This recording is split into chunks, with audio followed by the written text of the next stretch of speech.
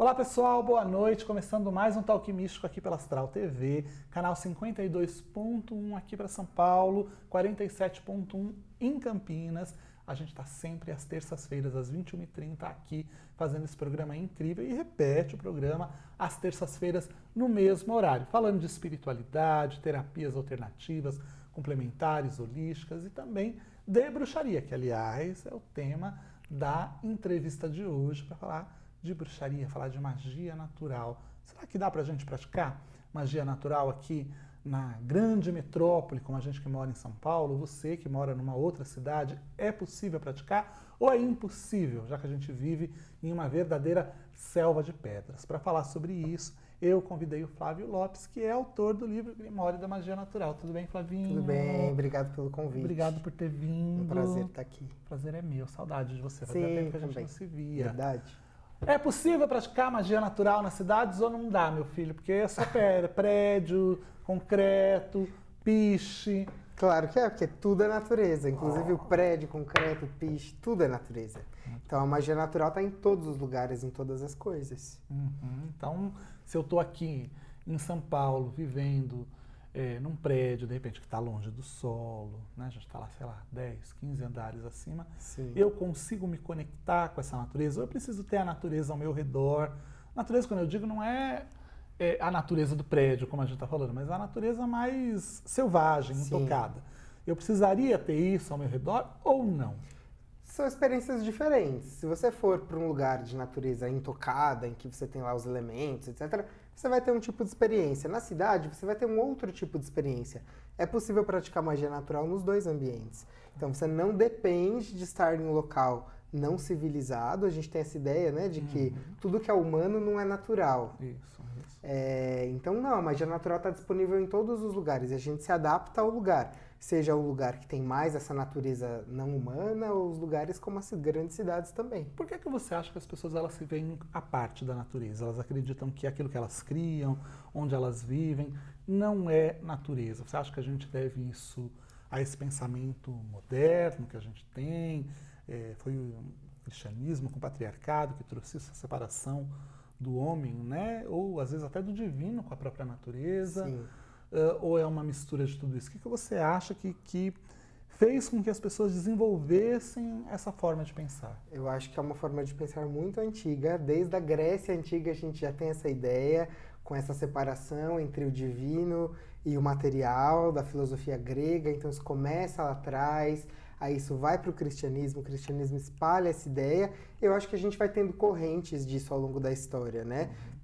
Para o nosso tempo, tem a Revolução Industrial no século XIX, que é muito forte, essa ideia da cidade. E para nós que vivemos nas grandes cidades, como em São Paulo, essa ideia de como a cidade é cansativa, de como ela nos deixa exaustos, de como ela nos suga. E aí a gente vai criando essa idealização de uma natureza bucólica do campo, de como essa vida é mais maravilhosa e mais equilibrada, que nos faz de alguma maneira rejeitar essa ideia de que tudo aquilo que o ser humano constrói também é natureza, né? Mas as nossas produções são tão naturais quanto todas as outras coisas. Você acha que isso é um fenômeno civilizatório? Porque se você acho. está falando da Grécia, então a gente vai voltar no tempo, aí você vai lá na Grécia, mas tem vários movimentos e a gente percebe que o hermetismo ele é um ponto de ruptura com muitas coisas. Então, primeiro você tinha ali aquela coisa dos deuses que são a própria natureza. Sim. Então você tinha Poseidon, que é o deus dos mares, que é a própria natureza, que faz a terra tremer e papapá. E aí vem o hermetismo com uma ruptura muito clara de que a partir de agora, se você quer a iluminação, então tem que ter a mortificação da carne, o que é da carne não é bom, tem que ser eliminado, e eu tenho que caminhar em direção à iluminação. E aí o cristianismo, ele depois absorve muito dos pensamentos herméticos. Tradições, isso. E aí a gente percebe que isso surge num ápice civilizatório, num ápice de desenvolvimento. Então você acredita que isso é uma característica de sociedades, civilizações que estão em um ápice, não tem o ápice, mas em um ápice de desenvolvimento? Não sei se um ápice de desenvolvimento, porque a gente olha para o mundo e tá tudo tão bagunçado Não. que eu não sei se a gente tá melhor do No que a que gente as pessoas tava consideram que Mas é sim, desenvolvimento. sim. Acho que no ápice dessa nossa civilização, acho que teriam outros caminhos para outros ápices que não teria tudo tão bagunçado, o planeta não estaria tão detonado e tão destruído, né? Mas eu acho que sim, é um processo que nos trouxe até aqui e que tem muitos benefícios. A gente não pode só olhar e falar assim, nossa, que grande catástrofe, era melhor ter ficado pegando frutinhas na caverna, né? Esse processo civilizatório trouxe grandes coisas, grandes tecnologias, nos faz experimentar maravilhas, mas tem um custo isso, né? Mas a gente também não tem uma visão muito bucólica, uma visão muito romanceada do passado. Ah, eu acho que sim. Porque a gente fala assim, o mundo nunca teve tão caótico quanto tá, já teve até mais. Não, é verdade. Né? Em termos de qualidade de vida. De qualidade de vida, de injustiças. Sim. Hoje ainda existe algum sistema ou alguma tentativa de um sistema de justiça mais equânime, uma coisa mais, enfim, que as pessoas elas sejam julgadas com algum grau de humanidade. No passado não tinha. Sim, é verdade. Era olho por olho, dente por dente, não é? Então, assim, eu acho que a gente até, né, como pagão, Sim. a gente tem essa coisa de que o passado é o Eldorado e agora sim, não é. verdade. Mas será que é assim mesmo? Fico me perguntando. Eu acho que algo que você me ensinou é que o momento de poder é agora. Então, ficar olhando para o passado e romantizando em como era maravilhoso não vai nos levar para lugar nenhum. Então, eu acho que temos coisas maravilhosas, temos problemas, problemas. Cada época teve seu problema. Talvez a gente está à beira de um colapso global, talvez. Então, e a gente tem problemas que eles não tinham. Exatamente, né? Temos recursos, talvez, para resolver isso, né? Então, enfim, não gosto de demonizar também o presente, falar, nossa, como tudo isso é ruim. E a magia natural está em todos os lugares, ela pode ser um remédio para isso. Era isso que eu ia falar. De repente pode ser um antídoto ou uma maneira da pessoa ela se realinhar. Sim. Né? Dá algumas dicas para as pessoas que estão aqui, que vivem em grandes cidades, Flávio, do que elas podem fazer para se conectar com a natureza no dia a dia, para resgatar esse equilíbrio, essa harmonia, ou então a sintonia, porque eu acho que o problema não é nem a questão da evolução da civilização, mas é a falta de sintonia com a natureza, né? Exatamente. Quais seriam dicas assim práticas que as pessoas podem desenvolver no seu dia a dia para isso? Algo que eu tenho dito bastante ultimamente é como é importante viver com consciência. Então, talvez nem é trazer coisas novas para sua rotina, mas começar a experimentar a tua vida com consciência e perceber a magia que já existe ali. Magia é a arte de mudar a consciência pela vontade. Então, ganhar a percepção, por exemplo, de como os 4 elementos já fazem parte do seu dia a dia. Como você respira, o ar que você respira, cada vez que você bebe água, fazer isso com consciência, se alimentar com consciência, pensando que cada coisa da qual você se alimenta já esteve viva antes, faz parte de uma grande cadeia, não só uma cadeia alimentar, mas de outros seres humanos que produziram aquilo, trouxeram aquilo até você. Prestar atenção na tua energia pessoal, aonde você coloca essa energia ou não, e perceber a interconectividade da vida, que é algo que a Wicca já vem nos ensinando e dizendo há tantas décadas aí, né? De perceber como não somos isolados, não estamos sozinhos, tudo está conectado e tudo que eu faço não é restrito a mim, tudo que eu faço reverbera por essa grande teia, atinge outras pessoas e estamos juntos, né? Nessa grande teia da vida. Ganhar consciência desses processos é a primeira coisa para a gente poder trazer magia para a nossa vida. Perceber esses elementos dentro da gente também, não só procurar por essas forças do lado de fora, nas pedras, nos cristais, nas ervas, nessas coisas também, mas entender que essas forças também estão dentro de nós e que a gente precisa alinhar o que está dentro com o que está fora e comunicar o que está dentro e o que está fora. Então eu diria que o primeiro grande exercício é viver com consciência e desenvolver consciência de como essas forças mágicas do sol, da lua, da terra, do ar, do fogo e da água já estão no nosso dia a dia. E também, né, entender que não é porque a gente está aqui na cidade que a gente não, é que nós estamos a parte dessas forças sobre a Terra. Porque às vezes a gente acha isso, né? Tipo, tô aqui na cidade e tal, papá. Então a gente não está tão em conexão com a natureza quanto as pessoas que vivem no campo. Então isso não me influencia de determinada maneira. Claro que influencia. Claro que influencia. Aqui em São Paulo, quem mora em São Paulo, é só pensar o que acontece quando chove na cidade. Então a gente... Tudo um grande caos. Então a gente ainda está suscetível a todas essas forças da natureza e a gente precisa aprender a viver em harmonia com elas, né? Ao invés de lutar contra elas, a gente precisa se harmonizar com esses ciclos. Então, a gente vê como os ciclos de luz e escuridão, talvez não são tão marcados como lá na Europa, tal, mas eles estão presentes aqui também. Os ciclos de calor, de frio, todas essas coisas estão presentes, das chuvas principalmente no Brasil. Então, é aprender a observar a natureza de verdade e entender como esses ciclos já fazem parte das nossas vidas, a gente que talvez não perceba muito. E você falou uma coisa super interessante, que é a gente, muitas vezes, o ser humano, ele vê a natureza como inimiga, não é? É, exatamente. Até em muitos mitos de civilizações antigas, a natureza tem que ser dominada, tem que ser conquistada, ela é a grande inimiga. E aí você vê aqueles monstros que surgem do mar, das florestas. Então, fala daquilo que você tem que combater. Sim. E aí, eu acho que a gente traz um pouco disso para a nossa vida na cidade. Você vê a chuva, você considera a chuva uma grande inimiga, né? Vai me atrapalhar de chegar nos lugares, de eu fazer o que eu quero fazer, do meu final de semana perfeito, do meu feriado prolongado, que horrível, e etc, coisa e tal. Mas ela só é a sua inimiga, primeiro, porque você a vê dessa maneira. Isso mesmo. Segundo, porque você não vive em harmonia. Porque se você tivesse comportamentos em que você vivesse em harmonia com a natureza, com certeza a gente não teria que gastar tanto para fazer tanta piscina para essas águas irem, que você gasta bilhões e bilhões de reais, que você resolveria tirando um pouco de asfalto e plantando mais árvore. Pois é. Não é? A solução ela é muito mais barata, na realidade. Mas aí a pessoa ela não consegue compreender isso, porque, lá vem a chuva, vou construir aquele muro enorme para a água não entrar dentro da minha casa. Sim. Gente, não é mais fácil tirar o asfalto, você vai lá e coloca mais concreto. Exatamente. Não é? Se você ali na frente da sua casa não tivesse aquela calçada, ou se ali na parte da frente da sua casa você tivesse menos concreto e mais jardim, provavelmente entraria menos água, ou talvez nem entrasse água. Pois é, exatamente. Só que as pessoas esqueceram que elas precisam pensar nessas coisas para se relacionar com a natureza e umas com as outras. Eu estava falando, eu lembrei de uma vez que eu fui fazer um ritual público, faz muito tempo, no Ibirapuera, tem mais de 10 anos. E era um sabá, eu estava super feliz, e vamos fazer o sabá, e vamos celebrar a natureza. Preparei 1000 coisas para o ritual, a gente chegou lá, estava uma tempestade. E eu fiquei enfurecido, fiquei muito... Acabou com o meu ritual! Acabou com o meu ritual, que ia celebrar a natureza, como ousa! Aí depois eu falei, poxa, mas é isso, né? A chuva é a natureza, é isso. Vai dançar na chuva. Pois é. Vai entrar em harmonia.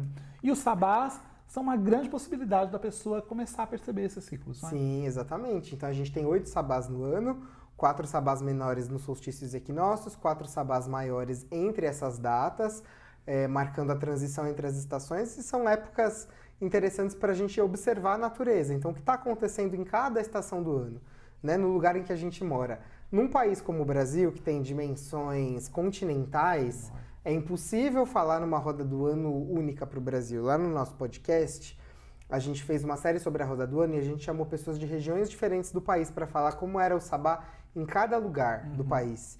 E foi muito interessante, porque a gente viu isso, a natureza é muito diferente, não tem como a gente comparar a experiência de determinadas regiões do planeta com o Brasil, que é imenso. A gente tem partes do Brasil que estão no hemisfério norte, um pequeno pedacinho, uma grande região equatorial, e se a gente olhar lá para o sul do país, a gente já tem um outro clima completamente diferente. Então, os sabás são maneiras interessantes para que as pessoas observem o lugar em que elas morem e incorporem isso nos seus rituais, tragam isso para suas práticas, né? Então eu acho que os sabás são esses momentos de que tá bom, minha vida tá aqui super corrida, a gente tá fazendo 1000 coisas, mas vamos tirar uns dias aqui, um dia que seja, para ir num parque, para olhar o que está acontecendo, entender como tá o sol, como tá a seca, como tá a chuva, como tá a temperatura, que animais tem perto da minha casa, que árvores tem perto da minha casa, como que está o próprio ritmo humano, e trazer essas coisas para suas celebrações, né? Muito personalizando essas celebrações. Entendendo que cada lugar é um lugar, né? Que as estações também vão se comportar de maneira diferente em diferentes lugares, sim, né? E a primavera não vai deixar de ser primavera porque ela tem um comportamento diferente na sua região. Ela só tem um comportamento da primavera para aquela região. Isso, exatamente. É entender como é a primavera nesse lugar que eu moro, como é o verão nesse lugar que eu moro. E os elementos na gente? Porque a gente está falando dos elementos do lado de fora. Sim. Então, a natureza, a pedra, a árvore, mas a gente também tem esses elementos dentro da gente. Sim. Terra, ar, fogo, água, os diferentes temperamentos, né, que no passado Sim. você tinha uma associação direta com os elementos. Como é que isso influencia na gente? Influencia bastante, né? Porque cada pessoa vai ter um temperamento, como você disse, uma dinâmica diferente desses elementos dentro de nós. Eu sempre gosto de pensar em duas instâncias dos elementos em nós. Primeiro, só no nosso corpo físico. No nosso corpo físico temos os 4 elementos: a terra, que são os nossos ossos e os nossos músculos, o ar da nossa respiração, o fogo da nossa digestão, do nosso metabolismo, e a água, que é mais de 70% do nosso corpo. Então, um tipo de prática para entrar em contato com os elementos no nosso corpo são práticas corporais mesmo, ou práticas de respiração que vão ensinar a gente a entender esse fluxo do elemento ar dentro da gente, práticas que vão acelerar o nosso metabolismo, esquentar o nosso corpo para o fogo, práticas de fluidez, de dança, de movimento, que vão lidar com a água, e outras práticas físicas de resistência, etc., que vão lidar com a terra do nosso corpo. A gente fala muito de autoconhecimento na bruxaria. E consciência corporal também é autoconhecimento. Uma coisa que a gente fala menos, mas é importante entender que entender o nosso corpo é tão autoconhecimento quanto entender a nossa história e as nossas qualidades, o que a gente precisa trabalhar, o que a gente precisa refinar. Encontrar esses elementos em nós e conseguir, de alguma maneira, despertar esses elementos fisicamente em nós já é um grande ato mágico. Se a gente pensar em várias correntes espirituais do mundo, como o yoga, por exemplo, várias correntes orientais que lidam com o corpo, é isso que eles estão fazendo, equilibrando esses elementos no corpo físico. Mas a gente também pensa em instâncias mais sutis, então a terra como o nosso próprio corpo físico, o ar como a nossa mente, os nossos pensamentos, a nossa comunicação que viaja pelo ar, a água das nossas emoções e o fogo da nossa energia, da nossa vitalidade.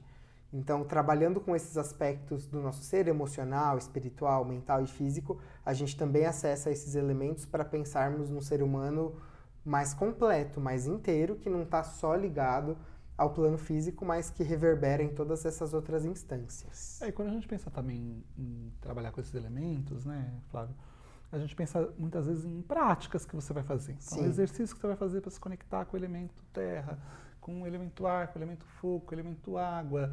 Mas a gente pode mudar isso com o nosso comportamento, não é? Sim. Então, o nosso corpo, a terra, que está ligado à terra, eu posso prestar atenção na minha alimentação. Exatamente. O ar, posso prestar atenção naquilo que eu estou ouvindo, no tipo de música que eu ouço, não é? Porque aquilo causa uma alteração, uma transformação em nós. Claro. Né? Sim. Ou o tipo de vídeo que eu vejo na internet e tal. Porque cada uma dessas coisas está associada com um elemento da natureza. Sim. Então, se você começar a perceber essas pequenas coisas, vou mudar a minha alimentação, vou mudar o que eu vejo, vou mudar o que eu ouço, né? Vou mudar o que eu falo. Sim, não é? Você está transformando esses elementos, né? Isso, e aprender como cada uma dessas coisas funcionam. De novo, autoconhecimento. Então, como as minhas emoções funcionam? Como as minhas emoções fluem? Como eu posso me apegar a elas ou como eu posso deixá-las ir? Como a minha mente funciona? É isso, né? A mente tem essa ideia da repetição. Então, ontem, por exemplo, antes de dormir, alguém cantou alguma música perto de mim. Hoje eu acordei cantando essa música. E falei, por que eu tô com essa música na cabeça? Aí eu falei, nossa, foi ontem. Nem foi uma coisa importante, mas estava lá, rodando na minha mente. Então é isso, né? Tudo que a gente consome, tudo que a gente se alimenta em todos esses outros corpos também nos nutrem de alguma maneira. Aprender a trabalhar com esses elementos nessas instâncias, desses outros corpos energéticos que a gente tem, também é um trabalho de magia muito poderoso. E o seu livro, Grimório da Magia Natural, ele ensina as pessoas como é que o livro foi estruturado, o que elas vão encontrar dentro dele. O livro vai passar aqui no GC para vocês darem, no GC não, né? Na câmera aí para vocês darem uma olhadinha.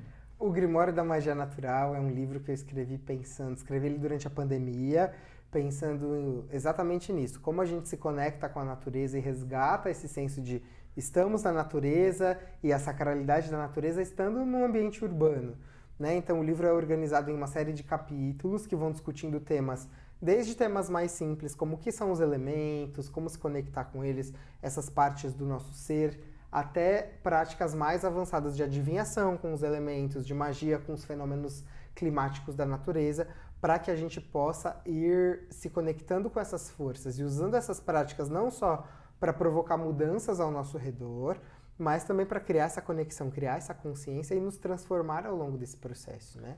Você acha que pra gente que mora nas cidades é mais difícil esse processo do que pra pessoa que tá no meio da natureza ou não? Eu acho que não porque a gente está na cidade, mas só porque a gente aprendeu culturalmente a fazer essa separação. De que a cidade funciona de um jeito e o campo funciona de outro, e que não estamos perto da natureza porque a gente não planta o que a gente come. Eu acho que a cultura provoca isso, né? E a alienação das próprias pessoas, que muitas vezes não sabem o que elas comem, não sabem de onde vem o que elas estão consumindo, não tem essa consciência de que existe uma grande conexão entre todas as coisas, porque a vida da cidade é rápida. Então não dá pra gente ficar pensando muito nisso. Por isso que eu volto a dizer, um dos exercícios do livro, inclusive, é esse, é ganhar consciência, por exemplo, de tudo que você comeu ao longo do dia. Pensa de onde isso vem, descobre de onde vem o que você come. Entende que conexão é essa, para que as coisas não sejam só produtos. Lê pelo menos o rótulo, né? Exatamente. Porque tem cada coisa lá que se você olhar, você nem come. Exatamente. Estamos aprendendo esse processo agora. E eu acho que muito desse processo de magia natural é mudar essa ideia que a gente tem da modernidade de que a natureza, e que foi muito instaurada, né, pelo patriarcado, pelo cristianismo, de que o ser humano chegou aqui no final quando tudo já estava pronto para usar. Então dê nome e use todas as coisas. Use e acabe, né? Exatamente. Então eu ensino no livro a pensar a magia natural não de um ponto de vista do ingrediente, mas do relacionamento. Então se você vai fazer um feitiço com uma planta, não pense na planta como algo que está ali para te servir, mas pense naquela planta como um outro ser que tem suas propriedades e que você vai trabalhar junto com ela. E eu acredito que magia natural funciona a partir desse princípio do relacionamento, né? A magia ocidental, principalmente depois do iluminismo, pega o ser humano e coloca o ser humano no centro de todas as coisas. E aí se fala muito no poder pessoal, na verdadeira vontade, muito no eu. E eu acho que a magia natural nos convida a olhar para o outro e entender que beleza, tem o eu tenho que me dominar, eu tenho que ser o senhor de mim mesmo, mas as coisas da natureza podem me ensinar nesse processo. Então não sou só eu que preciso afetar as coisas, mas principalmente as coisas também podem me afetar. Então se eu vou fazer um banho, sei lá, um banho de lavanda, porque eu quero relaxar, quero fazer uma purificação, eu quero que a força da lavanda me afete, não sou só eu que estou fazendo a magia com aquele objeto que está sendo usado ao meu propósito. Não, eu quero que aquilo me afete. Então a magia natural também é isso, é enxergar o poder inerente nas coisas da natureza e convidar essas forças para que elas nos transformem, não só que nós as transformemos. Então é um relacionamento. E por conseguinte também vai afetar os outros, né? Exato. Você vai estar mais equilibrado e tal. Você estava falando, o iluminismo veio, a gente tirou a terra do centro das coisas, mas colocou o ser humano. Isso mesmo. Não mudou muito. Sim, pois é. Né? Tirar a terra não tem mais, né? A terra não é mais o centro do universo. Mas que a gente descobriu que na realidade é o Sol que é o centro, pelo menos daqui da nossa galáxia. Sim. Mas aí a gente pega e coloca o ser humano no centro. Pois é. E, enfim, isso trouxe grandes avanços na ciência, enfim, mil coisas. Mas a gente ainda tem esse pensamento de que somos melhores que as coisas, e esse pensamento mágico mesmo, de que o que não importa o objeto, importa só a mente. E eu cada vez mais tenho pensado diferente disso. Não acho que o que importa é só a mente. Não é só o magista, mas é as coisas com as quais o magista trabalha, um relacionamento. Se a gente olhar para as formas antigas de magia, todas elas são baseadas nisso, né? Por isso que nos grimórios antigos a gente tem todas essas correspondências de horários e de forças. Isso não é só para deixar mais difícil, talvez também seja. Só para deixar mais impraticável. Mas eu sinto que também tem essa ideia de que estamos numa profunda relação com as coisas. Então tem o tempo certo para você ser afetado por aquela energia. Tem um ingrediente certo que tem uma propriedade que vai ser compartilhada com você. Então eu acho que a gente tem que sair dessa visão vertical, em que o magista está em cima e domina os elementos, domina as coisas da natureza, para se colocar num lugar mais horizontal de parceria mágica com essas forças. Muito bom. Olha só, gente. Se você quiser conhecer mais o trabalho do Flávio Lopes, ele tem um podcast incrível que tá maravilhoso, né? Tá lindo. Como é que as pessoas fazem para acessar o podcast? O podcast está em todas as plataformas de streaming de áudio, no Spotify, no Amazon Music e outras. O nome dele é Conversa de Bruxo. A gente terminou agora a primeira temporada, então tem 40 episódios para serem maratonados. Lá a gente fala sobre tudo isso e a gente discute essa ideia de magia como algo simples. do cotidiano, acessível, que todo mundo pode fazer, com pequenos exercícios, com pequenas dicas, para que a gente torne a nossa vida mágica com essa consciência. E quem quiser também te seguir nas redes sociais. Conversa de Bruxo. Então, gente, não tem como errar, né? Conversa de Bruxo nas plataformas digitais e Conversa de Bruxo também nas redes sociais, para você acompanhar o trabalho do Flávio. E também ele tem 2 livros incríveis.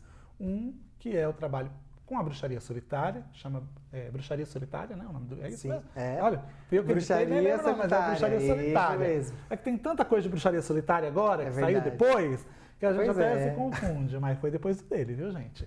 E também tem o Grimório da Magia Natural. Então vocês podem adquirir esses 2 livros, estão para vender em quaisquer livrarias e também nas plataformas de e-commerce de livros também. Você encontra em todos eles aí, super fácil de achar e vale a pena, porque são livros incríveis que vão aumentar o seu cabedal de conhecimento e também tirar daquele, né, daquela coisa de você ler sempre mais do mesmo. Os livros são diferentes e ampliam a sua visão. Obrigado, viu? Eu que agradeço. Sempre Obrigado bom ter pelo você convite, aqui. maravilhoso. Obrigado. E volta, né? Vamos Voltarei, voltar para falar de com outras coisas. certeza. Claro, tem tanta coisa legal para Sim, falar. voltaremos. Vamos trazer ele muitas vezes. Sim. Obrigado. Obrigado. Gente, a gente vai ficando por aqui, mas toda terça-feira, às 21h30, eu tô de volta com um novo episódio aqui do Talk Místico. A gente se vê na próxima terça. Um beijo, até lá.